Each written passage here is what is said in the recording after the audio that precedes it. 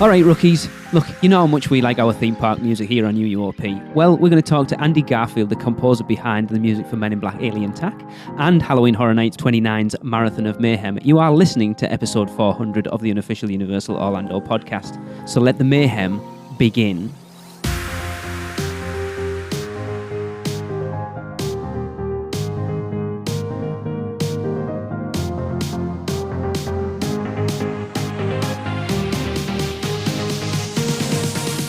Hey everyone, welcome to this very momentous show. I can't believe we have finally hit episode 400. I know. Joining me for what feels like all of them, Tracy. Hello everyone, happy 400. Darren, you must be nearing somewhere near most of them at this point. I'm pretty close, I gotta say. What's up, Internet? And Chris, you must be 100 or so at this point. Yeah, I think I was on 300. So I will introduce Andy Garfield. Andy, thanks for joining us for episode 400. My pleasure to be here for the first time. I am excited to talk about the music for my favourite attraction in the world. But I've been told by Andy I haven't visited any of the Asian parks, so it's fine. Hey, you can take me to the Asian parks, that's fine. I'm not going to Not at the moment. Well, no, not at the moment. Not at the moment. In a while. I will do my best to remember as much as I can. Awesome.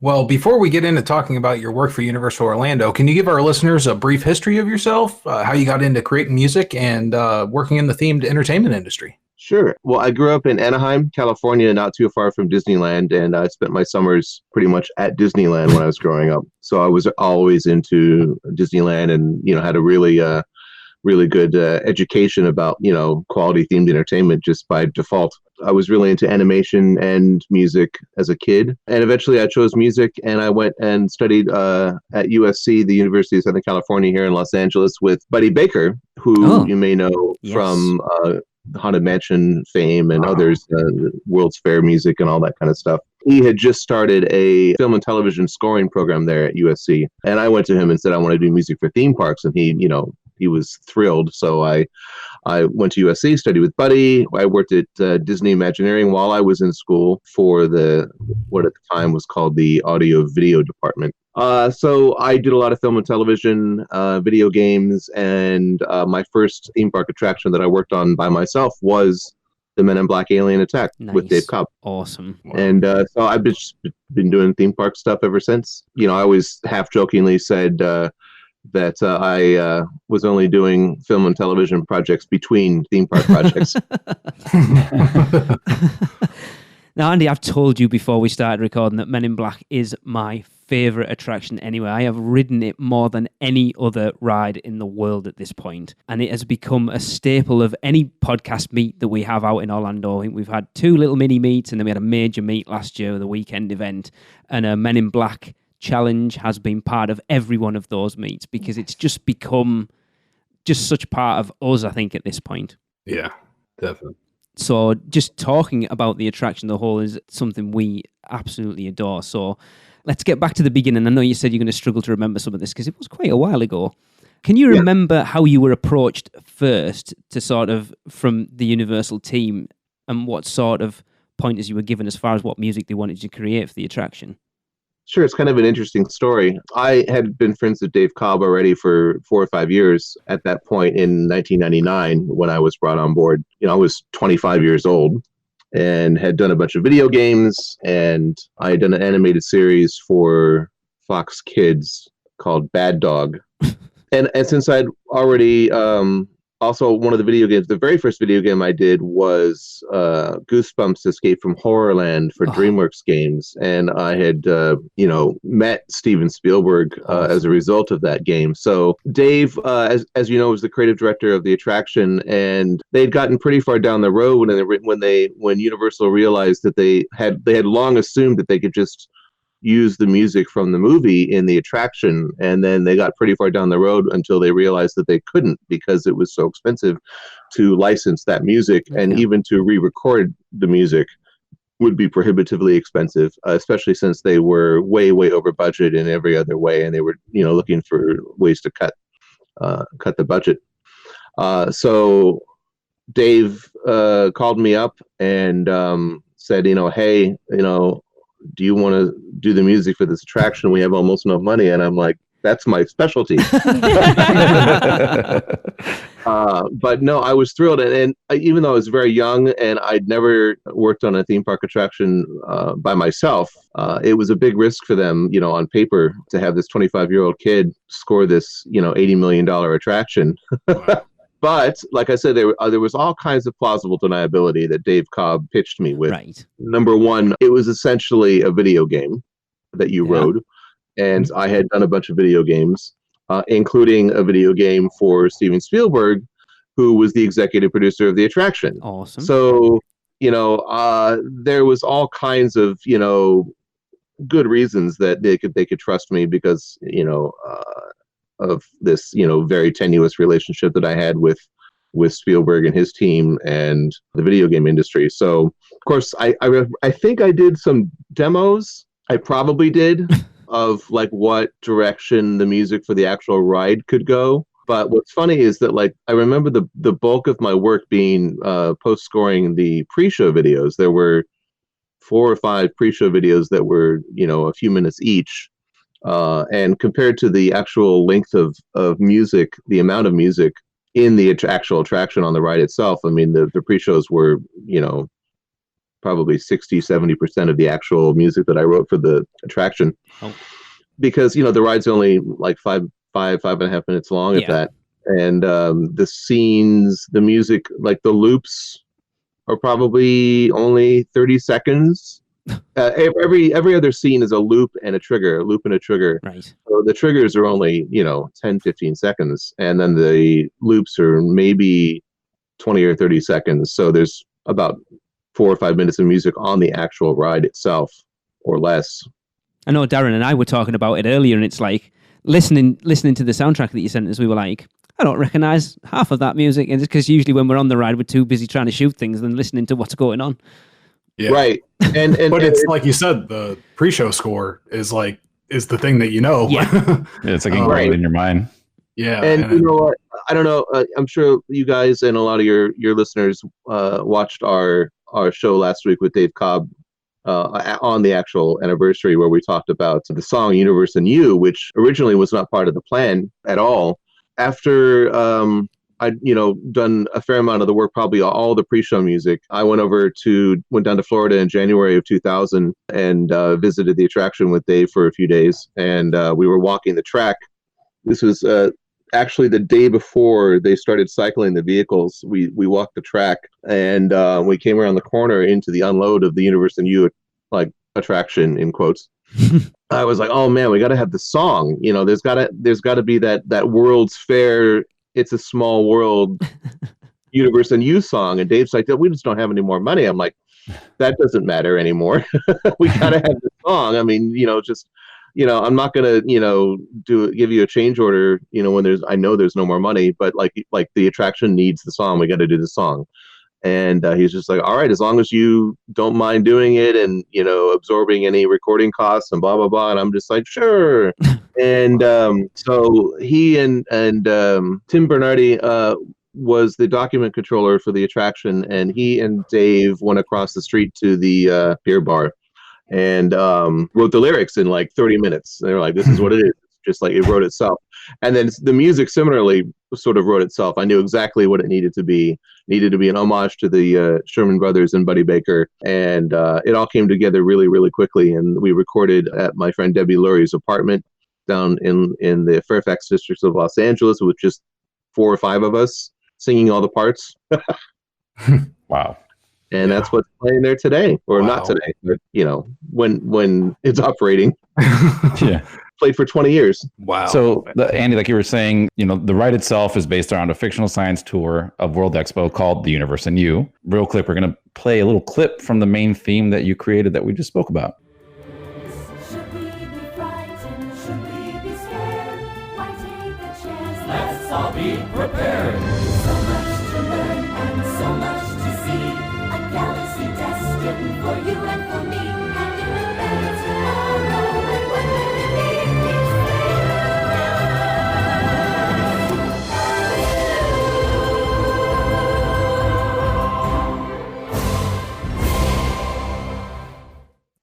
When you told me you were 25 when you worked on that, That killed me because that sounds like I'm sorry, it sounds like it was written by somebody like Buddy, somebody that was around during the World's Fair. So that's amazing. Kudos to you, man. Yeah. Thank you very much. And I was such a punk kid too. I was like really skinny with dyed black hair, and I looked like I stepped right out of the Matrix. Awesome. You can just see you with like headphones walking down the street hearing that. Yeah. You saw the picture I sent you of me on site Yes. in January of 2000. Yeah, I was going to the goth clubs every weekend. No joke. And then come up with something like that. It's awesome. Yeah. Oh, sounds brilliant. Now, I don't know if people know this, but the inspiration for the song, the clip we've just played, has a bit of a Disney heritage, doesn't it, Andy? So can you tell us some more about that? Oh, well, yeah, it was an homage. No, I mean, it was an homage to the Sherman Brothers and Buddy Baker, and I actually got to play it for Buddy shortly before he passed, and he was thrilled. He just loved it, and I think he played it for Dick and Bob Sherman, but I don't really remember if he did or if I ever found out. But yeah, I mean, just the style of the melody and the orchestration, all the orchestration, like the rest of the attraction, was all performed on keyboards at my house with samples. None of it is a real orchestra. Cool. Especially, and I listened to it today and I'm like, wow, that sounds pretty good for 1999. Yeah. Yeah. 20 years ago, I mean, sample technology was still pretty new for me. Like, I remember it being like really a heartfelt love letter kind of. Yeah. Yeah. I mean, it does feel like something that could be on Carousel of Progress, like something that you could go back to and like refrain, and then go on to, well, times are different now. Yeah. Right. Well, I mean, growing up at Disneyland and even having visited Florida a few times as a kid, it was just sort of like permanently ingrained in my mind of like, that kind of style. And I had a lot of records, Disney records when I was a kid growing up, of like, It's a Small World and like Music in the Parks and things like that. And, and like things like even like the Muppet movie, and Broadway musicals. I had a lot of Broadway musical soundtracks in the house growing up, and just, it was just in there and it just came flowing out. I'm still trying to see this juxtaposition by this goth kid that has all these Broadway show musicals and stuff in his house. Yeah, and I'm straight. Like, yeah, I am large and contain multitudes. But it is. I love that piece of music because I know the cue music and stuff is. It's like the instrumental version of that as well. Oh yeah. So like, since we didn't have the song, like I don't even remember what we were going to do for like half the cue stuff, like the elevator and the lobby and all that, because we ended up using the Universe and You theme everywhere, and like it's out in the exterior queue and it's in that vibes section in the elevator. It's funny what we got away with talking about not being able to use any of the actual soundtrack from the movie. I did this, this beatnik flute bongo version of the Men in Black song by Will Smith. Okay. In the lobby or in the elevator, one of those. I'm not sure if they use it anymore because it's so rare that they do the full show. Uh-huh. And you don't, with the elevator, you don't just walk straight through the elevator. Yeah, and it kills us. It's one of the things that when we get that full show, it's so awesome. But you're right, it's few and far between now. Yeah. I think I've only maybe had it happen once or twice ever, and I'm just like shrug my shoulders. I'm like, oh well, if only you knew. So we did get away with this, this Muzak version of the Men in Black song. Here come the Men in Black, that song. Yeah. There it is. I think it is on the. Is it in that zip file that I sent you? I'm not sure. I don't think so. Anyway, Muzak in there, yeah. So that was a little thing we snuck in there. That's awesome. I don't know what we would have done without the song, because the song is everything now for that ride. Yeah, definitely.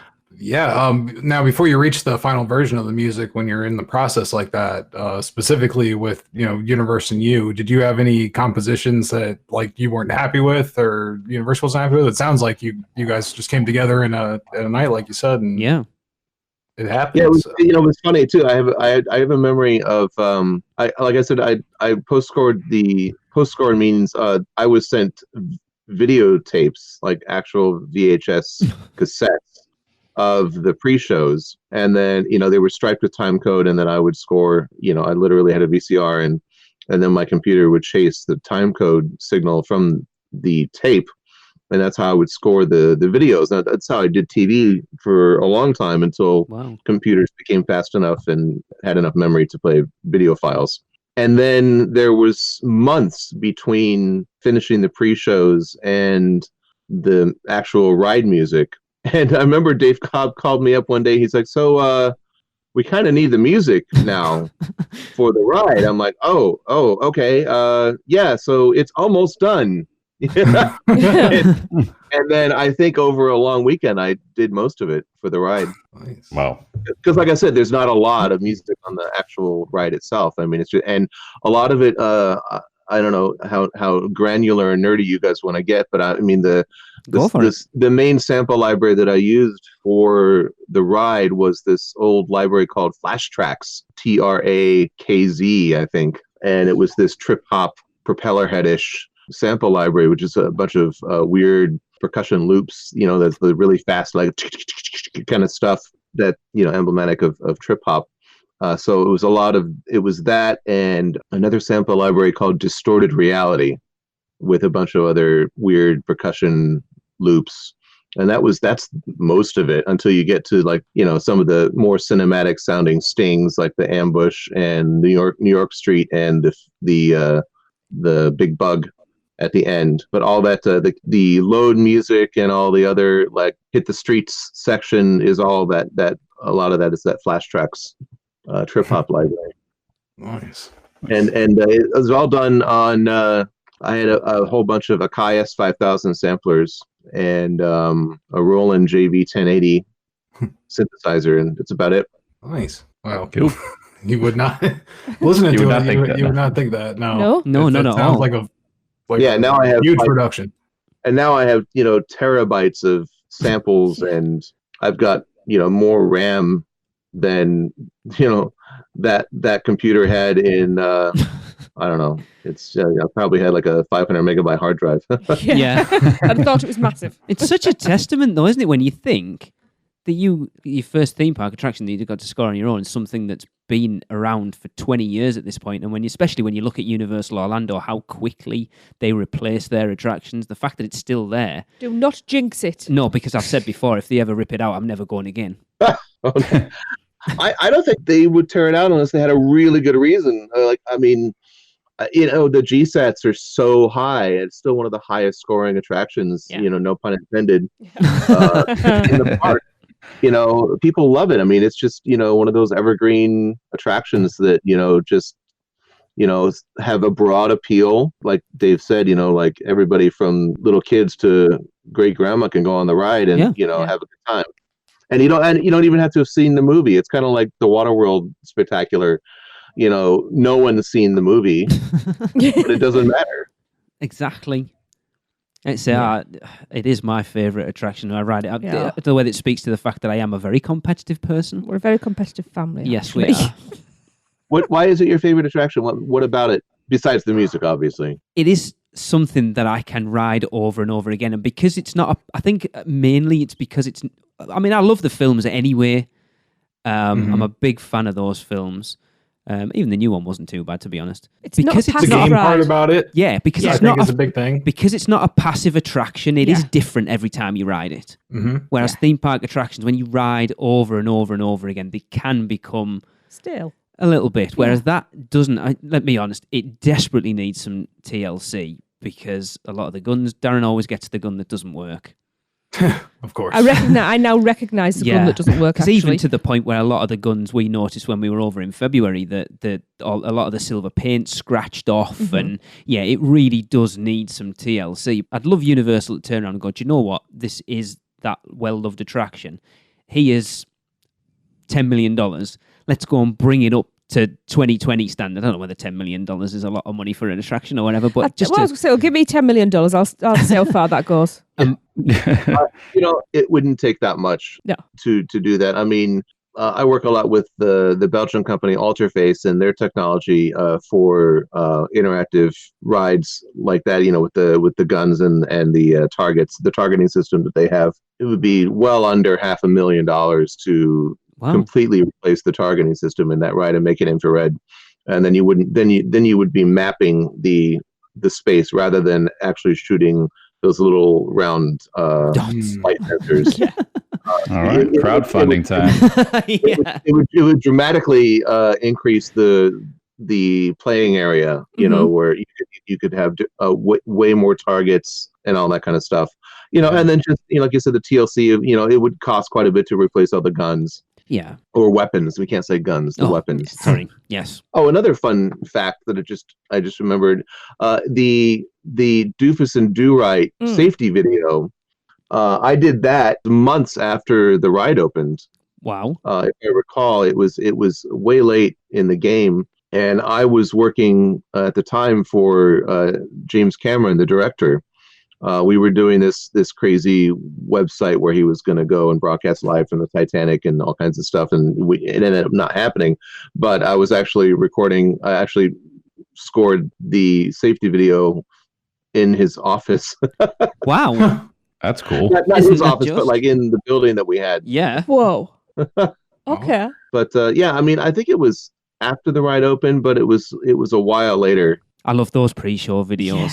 They're I so appreciate fun. Yeah, definitely. I think that really is honestly a big part of why I love the ride so much too. Is not so much the on the ride itself. I do like that part, but I like the feeling of the World's Fair, that Yes. old timey feeling, and the music is really a huge part of what puts you there. Mm-hmm. So honestly, when you said that, like, other than the music, no, really, the music is a huge part of it for me. Yeah. It wouldn't Oh, feel the same without it. Well, that's very nice of you to say. I mean, you're right. It wouldn't be the same without it. But it was just a really amazing opportunity to get to, play in that world and contribute to, who knew how long this would last. Yeah, and then to use like that happy-go-lucky music as kind of it is kind of like a sinister mask, like a mask over this like weird underground thing that's Yes. happening in It's front of very everyone. Yeah. Yeah, it's actually a very subversive ride. And that's one of the reasons that the Universe and You is so like over the top, exuberantly, happy. Is it's that smiling while crying kind of feeling. Definitely. It is though, because you get full circle, like you said. You've got the instrumental version as you're going through the lift and the queue and stuff, and then you come because obviously you're entering the Universe and You. Then everything that happens in between you're not supposed to remember. Then you come out at the end with the full song version of it, so Yeah. you go full circle through the whole thing. It's going to make me cry not being able to ride it for a long time. It's going to kill me. So theme park designers and manufacturers like to hide little details and references in their work. Is there anything hidden in the music you composed that is a little personal touch or an Easter egg? Let me think. Like I said before, we snuck in the Men in Black song into the queue in the muzak of the elevator, and I don't think I have any more nuggets of Men in Black music to mine. I did notice a little bit in the Universe and You, and I don't know whether it was just me looking for it or not, but there did seem to be notes of the actual Danny Elfman score in there. Oh, it's a sound like ba ba ba ba ba Yeah, ba ba. that's it. It's like pretty much as close as we could get to a Men in Black theme. That the score, the feel of the score, with the orchestration, the shape of the melody. I think it's probably in the same key even. But yeah, we were skirting copyright with that. It's weird how As you have close to you do. can get to it, though, without it being classed as... Oh yes. Because it sounds Yeah, I exactly mean- like it to me. I mean, having studied some musicology in school, there's ways where you go up instead of down at certain points, and in terms Yeah. of changing there's music is rhythm, pitch, time. Yeah. And you can manipulate all those things in such a way that it's different but similar. And and because it's a theme park attraction, you have moments to get a idea across. Yeah. And so it's all pretty on the nose. It's such a shame a lot of the theme park music isn't more readily available. I know. We keep saying this. Well, it's all about ownership and licensing. Yeah. Especially with Disney. I know it may come as a shock, but the music budgets for theme park attractions isn't really huge generally, and one of the things that happens a lot is the composers will retain the rights to the music, or it's a total buyout. And also then there's issues of, residuals for musicians as well. If they're recorded in the United States, especially in LA with union musicians, you can't just release an album without paying residuals to the musicians. And it's all kinds of music licensing is a mess. Yeah. And it's overly complicated and convoluted, and is not user friendly in any way at all. It's designed to be as restrictive as possible and make as much money for the musicians and the writers as possible. But in doing so, it has become very complicated and expensive. So, a lot of theme park music is just, there's a cost benefit ratio of setting it up so that it can be released on an album, because that's a reuse. It's a different use from the original intent. And there's all the publishing and mastering and rights issues, and it's a nightmare. Yeah, it's weird because we've talked about it before. No, all the music for Islands of Adventure was composed by William Kidd, and we had him on the show years ago at this point. And that CD used to be available in the parks up until I think about 2005, 2006, and then they just stopped. And it seemed so weird to get rid of it when people are bigger fans of Universal now than they ever have been, and that CD would probably make a killing of people buying it, and it's not available. But maybe it was costing them more in residuals than they were making. Well, and they probably looked at this, and they probably printed, say, 5,000 or 10,000 of those CDs, and it took 6 years to sell them all. Maybe. Yeah. So they're just like, no, we're not doing that again. Okay. Just fair enough. Shame. So last thing on Men in Black, we assume you've ridden the ride. It's funny is I hadn't ridden it I didn't actually ride the ride until I think 2012 or 2013. Whoa. Yeah, when I went out for IAPA one year, and I finally got to go on it, because I remember going before to Florida sometime around 2005, 2006, but it was closed. Oh. Or refurbished or whatever. Yeah. So I didn't get to go on it. It was crushing. And then finally I got to go on it in 2012 or so. I think it was 2012. Okay. And boy was it a delight. Do you know what your high score is? Oh, I have no idea. The correct answer is you maxed out. You're supposed to say 99999. Maxed out. Oh no, I don't think I'm capable of that.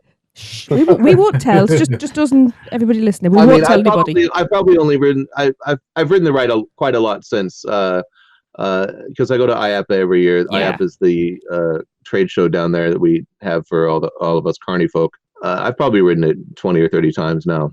Oh, I hate to break it to you, Andy, but I think I've ridden it more times than you. I have no doubt.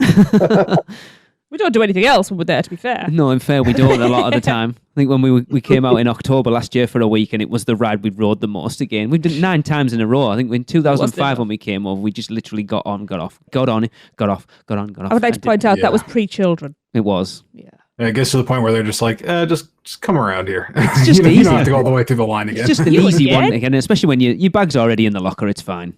Yeah. Cool. Absolutely. Right. Well, we are going to talk about something else that I know we all love, Oh, yeah. possibly as much as Men in Black. So we will take a quick break to hear from our sponsor, and we'll be back. Have you taken a stroll down Diagon Alley and visited Gringotts Bank? Taken a ride through New York with Jimmy Fallon? Visited the Truffalo Trees in Seuss Landing, or hung out with a real-life Transformer? No? Then what are you waiting for? At Universal Orlando Resort, there truly is an option for everyone. Or if you're leaning a little more towards pixie dust rather than wands and potions, Disney destinations around the globe await your arrival. No matter the adventure, our sponsors have you covered. Be sure to let the experts at Mouse Muggle Travel Company take care of all your travel needs, earning the distinction of being an earmarked agency specializing in Disney destinations, as well as becoming one of the first to be named a You Preferred agency with Universal Parks and Resorts Vacations. Mouse Muggle Travel Company will ensure you receive top-rated customer service. Just visit mouseandmuggle.com to fill out a no-obligation quote request, or send your request to info@mouseandmuggle.com. Their team can take care of you no matter where in the world you want to go. With a flick of their wand and a little bit of pixie dust, the process will be so seamless, some might even say it's simply magical. Welcome back, everyone. We are joined by Andy Garfield talking about his musical composition work for Universal Orlando, and we are going to move on to something much more recent than Men in Black Alien Attack, and that is Darren. Yes. So the second thing you worked on at Universal Orlando, which was last year's Halloween Horror Night Lagoon show, Marathon of Mayhem, which everybody went insane for. It was amazing. And I think everybody here will agree is the best nighttime show we've seen. And Anyway, you can pull up my recording. I can verify it's yes. the best show ever seen in a theme park. Yes. Oh, Agreed. that's amazing. Thank you. Yeah. So we of course talked online and offline about this, but for the listeners, can you tell everyone what your input into the show was? Sure. Well, I got involved through my friend Jason McManus, who was the director of the show, the creative director of the show. I'm sure they had a different name for what he did, but he directed the show, wrote and directed the show essentially for a company called Thinkwell Group out here, which Dave Cobb actually is the senior creative director for. So Jason and I have been friends for many years. We actually had a company together briefly called Lightning in a Bottle. So when he was put on the show, obviously he wanted me to work on it with him, but we didn't know what the show was going to be, because, all the different IPs and all the licensing, the music licensing, it takes months and months to negotiate usage and rights, even to re-record the stuff for like Stranger Things and Ghostbusters and dealing with Sony and Netflix and whatever, and all the different publishing companies and everything is a nightmare. I can imagine. But so I eventually got on the show, and of course, I had to do a demo because I guess Thinkwell and some of the people, the media team there, much of the music on my website, and that they had was not really this kind of heavy industrial kind of style that they wanted to do. I think it was sort of, can't remember. It's synth pop. They wanted to do like a synth pop, synth wave kind of, but like dark wave kind of style. And so I did this like 2 or 3 minute demo for them, and they were like, oh yeah, okay. I think the other people, I don't know for sure who the other composers were. I think one of them was Lou Fagenson, who also worked on the Warner Brothers World Abu Dhabi with me. But anyway, I ended up doing the show. And what's funny is the show was constantly evolving while we were working on it, and segments were getting moved around. The show ended up being a lot shorter than we had originally planned. I think we had timed it out. It was going to be 15 minutes, and then it became like, it was 8.5 minutes. Director's cut. Oh, trust me, there's no extra anything. We barely made it as it is. And then, so I worked on, as you know, the most of the bulk of my work was in the finale, the last 3.5 minutes of the show, where, you hear the sort of theme, the original theme, then all the other themes sort of quoted. And then I had the idea to add all of the sound effects of the tape rewinding and it was Jason's idea to the show was going to stop and rewind and then start again for the button at the end. But I had the idea, like, what if we actually have like the VHS loading sounds and all that kind of stuff. And so I added that in one of my first drafts, and it's what's in the show now, or what was in the show. And John Baker, who mixed the show on site, he added a bunch more sound effects too, and I think it sounded great. So there was another person involved in the show. It's a famous music producer, Dave Audet. He's a music producer and DJ remixer kind of guy, music producer for I don't know, big famous stars like J-Lo and whatever. So he did the Stranger Things and Ghostbusters remix that you hear in the show, and then we had the Killer Clowns from Outer Space theme. Oh, yes. And I augmented that. I put a bunch of synth basses and other stuff on that as well. So good, just that section. like layered stuff on top of it. Oh yeah. That one really buzzes. Oh, Yeah. It really does. It's just Love because it that. kind of stops, doesn't it? And then you get dum, dum, dum, Yeah. dum, da, da, da, da, and it's like, and it's like the hairs on the back of your neck go up. It's a very emotional response. And then the main theme is like a buzzsaw, like you said, coming through. So it's awesome. So good. The whole thing. And I seem to remember, Andy, sorry, I'm cutting in. I know when I posted on Twitter last year after seeing it that it's the first nighttime show that I've seen at Universal that finally got me to tears. And I seem to remember tweeting, can you tell me which parts it was? And I feel really guilty now because I know it wasn't the bits that you worked on. Charming. Well, which part brings you to tears? The beginning of the Stranger Things section every time. And I don't know because I like the show, but I'm not that big of a fan of it. But I don't know. I think it's just everything that came together at Horror Nights last year for us, and the Ghostbusters section as well. To be honest, Yeah, Ghostbusters is great. That's one of my favorite parts. That remix is just so slapping. It's so cool. You know, I mean, I don't think I could have. I certainly couldn't have done that. I mean, that's a highly specialized kind of remix and producing capability that I just don't have. So, you know, I could have done something like that, but it certainly wouldn't have been as good. I personally love like that rewinding section and just Yeah. it like stops, does this cool rewind thing, and just puts you right back into the party. It's awesome. Yeah, that was all Jason's idea. It was really fun. So the way the finale came together. So Jason McManus, he's also a very talented and accomplished musician. He was the original drummer for some rock band. I can't remember, out of Texas or Oklahoma. Remember it. It'll come to me. Oh, I think it was American Rejects. I think he was the original drummer for the American Rejects, if I remember. Oh, cool. Anyway, so he's an extremely talented and versatile instrumentalist himself, and he came over one afternoon to work on the finale, and I was still writing it and producing it, and we ended up sitting here in my studio for like 14 hours straight until like the sun came up the next morning, collaborating on the finale together. And he would help me program the drums, and we worked out a lot of the timing and actual performance together, sitting in the studio together for like 14 hours straight. And then very little changed after that on the finale. It's just maybe some timings here and there. We did 2 or 3 versions of the button, like a long version and a shorter version.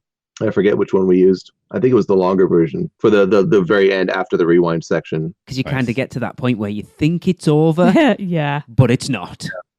Yeah. No, that's it's the button.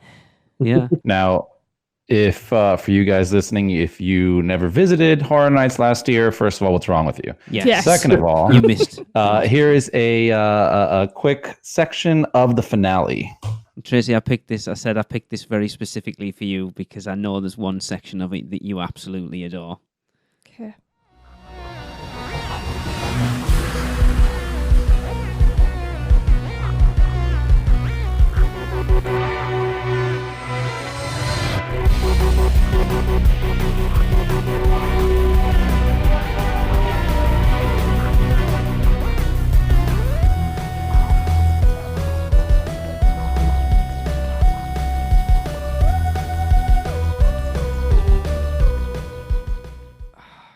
It gets me so much. It gets me in the feels just listening to it now. Mm-hmm. Oh, I was like a giddy kid when that bit played the first time. That's so it was always the plan to use Swan Lake as the theme for the Dracula, but we didn't know how we were going to do it. So I suggested finding a public domain version of it. So it's a very old recording of Swan Lake that I just got off of some public domain music website, and just chopped it up and gapped and resampled it. Just literally cutting it up, moving it around. Well, I greatly appreciate it because I was absolutely blown away by it. Because I love that piece of music anyway, but then just to hear that whole reinvention of it, It works so well. it's amazing. What's funny is that I guess most people probably associate that with Dracula and think it's like the Dracula theme, but it's really this old classical music. I was I raised. wonder, on like, classical anybody that music. gets dragged to the ballet is just like, hey, wait a second. Yeah. Dracula? Right. Dracula the ballet. Yeah. Oh.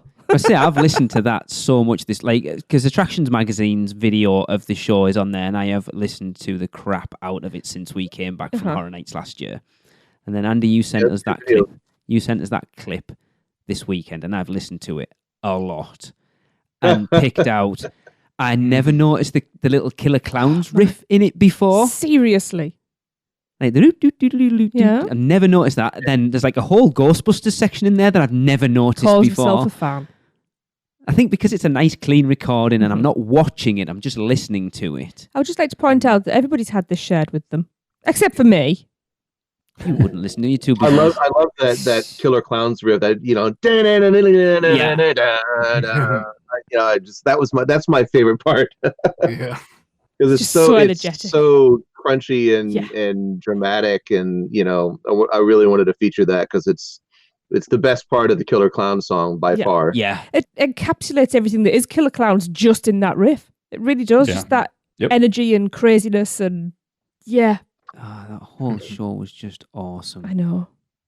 I'm glad you guys like it so much. It was a Absolutely lot loved of fun to make. It was very challenging, but it was a lot of fun. Yeah. It is. A lot of people like the Lagoon shows. We've said for a long, long time that Universal has really struggled with nighttime shows. Oh yeah. Hit that one out the park.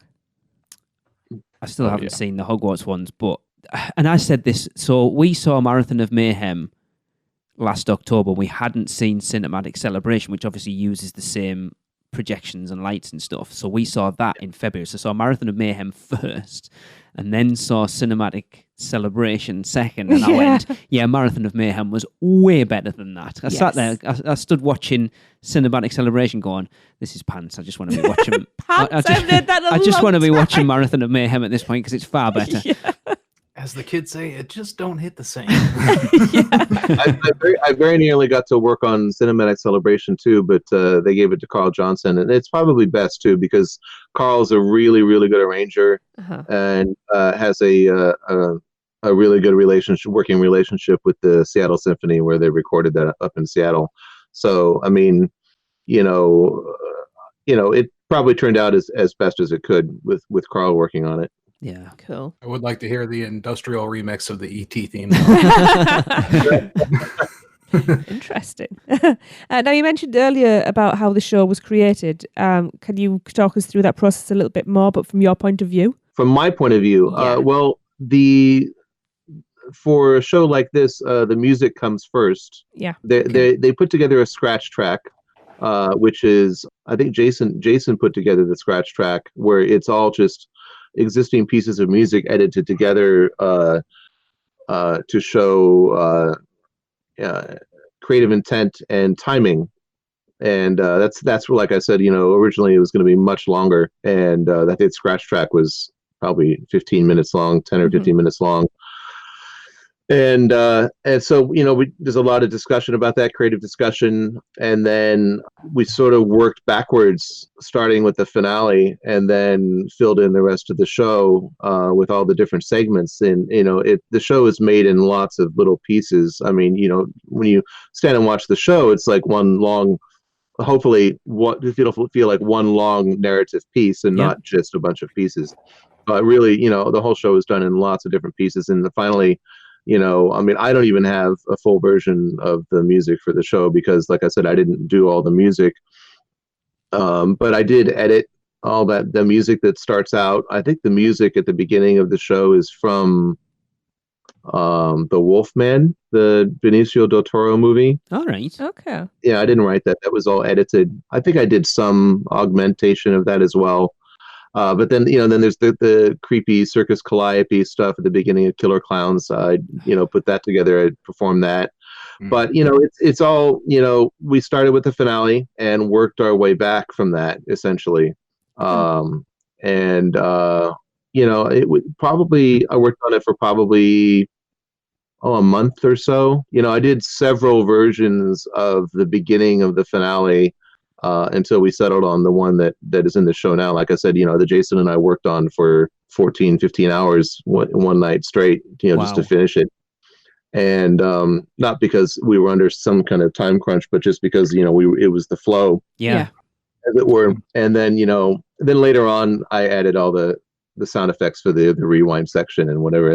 I think that was one of the last things we did was that. Yeah. So, it's all done in pieces, and, we figure out, then like, the media team will come to me and like, okay, we need 15 seconds of this. We need 12 seconds of that, or we need, okay, that was great, but we need like 5 more seconds of it, and I'll go back into the file and, extend it musically or with, various other time stretching or whatever. And then John Baker, who is a really good composer and producer in his own right, mixed the show on site and is really responsible for how good it sounds on site, getting as much as you can out of the system. And I remember Jason telling me this, like, it was just so loud, and he really wanted it to be like as loud as possible, like a rock concert. Oh yeah, if you watch a lot of those YouTube videos, there's certain points where it pops the microphone out.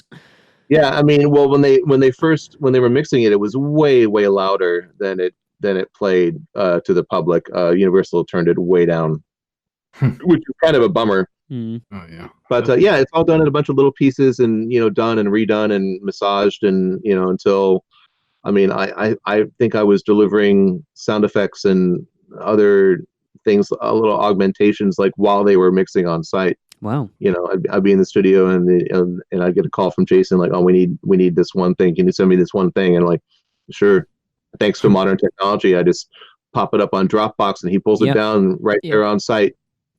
Yeah. And starting at the end surprised me for a little bit, but then I thought about it and it's like, well, you got to know where you're going. Yeah. It kind of makes sense. Right. But yeah. And so, especially something with that, and then with the rewinding nature and everything, well, it definitely makes sense to start there. But we do have to ask you, I might have an idea about it, but what is your favorite part of the show? My favorite part of the show, I really like the Ghostbusters remix. It's super awesome and fun, and I loved that song growing up as a kid. I loved it. Mm-hmm. And to hear it reimagined like that it's so badass. Andy, did you actually get to see it in person? I did not get to see it in person. Oh, such a shame. It surprises me how many creators we talk to in the theme park industry that like, well, you said with Men in Black earlier too. It's like years down the line, usually, if at all, you ever actually like go and see what you worked on.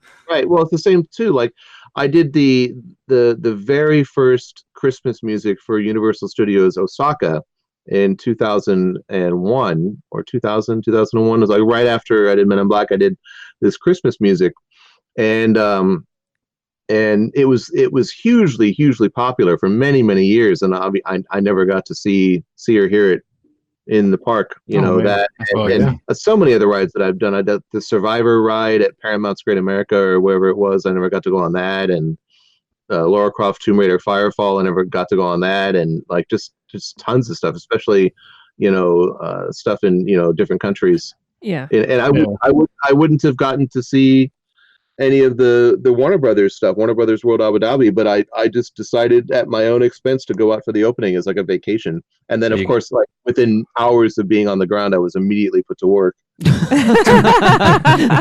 hey, you guys, I'm on vacation. I spent $6,000 to be here. Like, you gotta sneak this into the next contract. Be like, hey, yeah, I'll work on this. Just I need to do it. Yeah, I made it very clear while I was there that any work I was doing was going to cost them a lot. Yes. And they were just like, the end phase of any kind of theme park or theme park attraction is just like the money hose is on full blast. So like nothing matters anymore. And it's just like, you can just, send an invoice for however much you want. Of course, knowing that Dave Cobb was working on Andy, you should have expected him to try and drag you into something.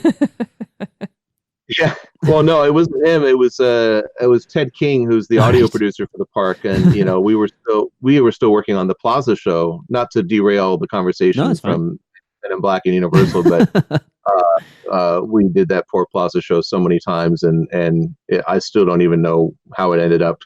But anyway, but yeah, I mean, theme park attractions are it's a weird thing to begin with, and it's such a site specific thing. It is a site specific thing, so it's not always easy to get to. I mean, yeah. So.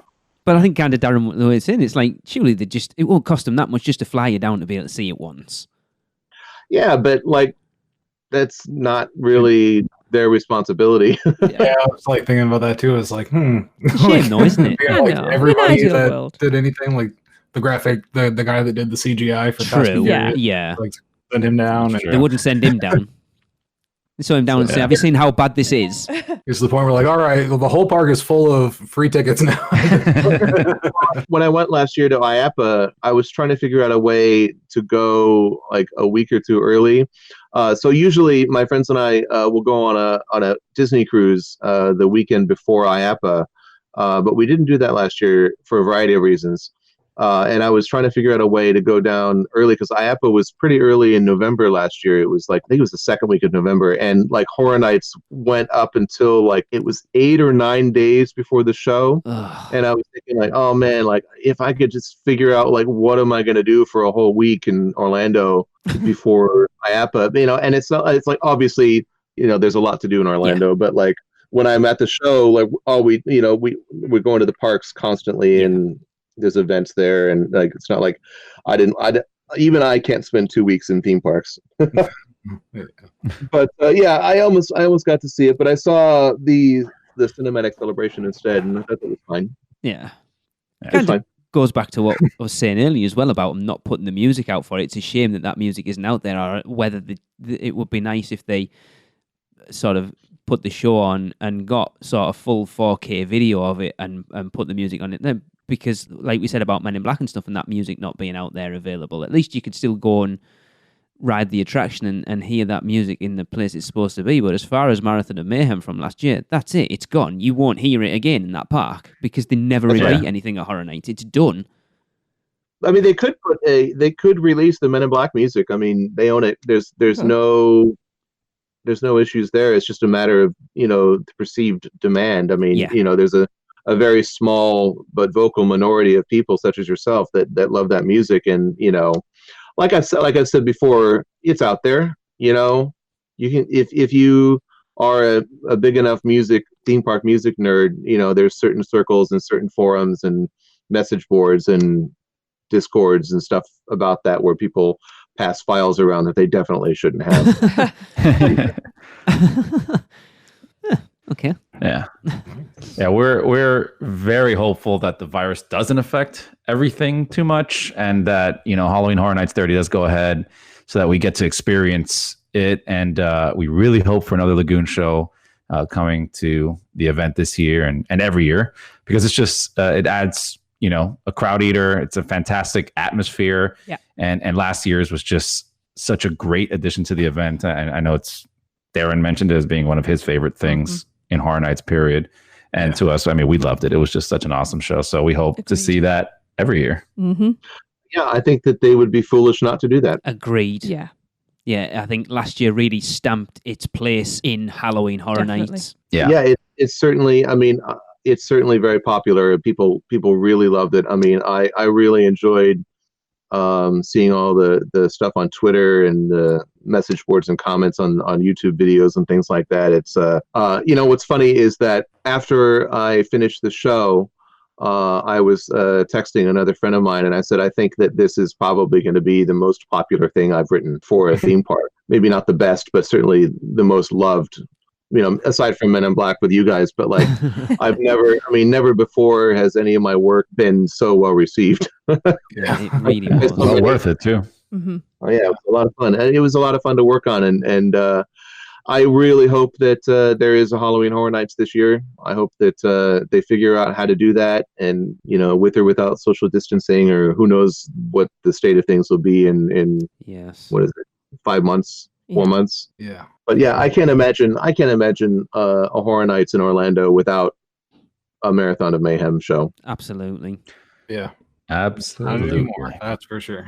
I mean, and they get such a bang for their buck too. I mean, they've already got all that hardware sitting in the lagoon, and literally all they have to do is it's just like get me and Jason in a room.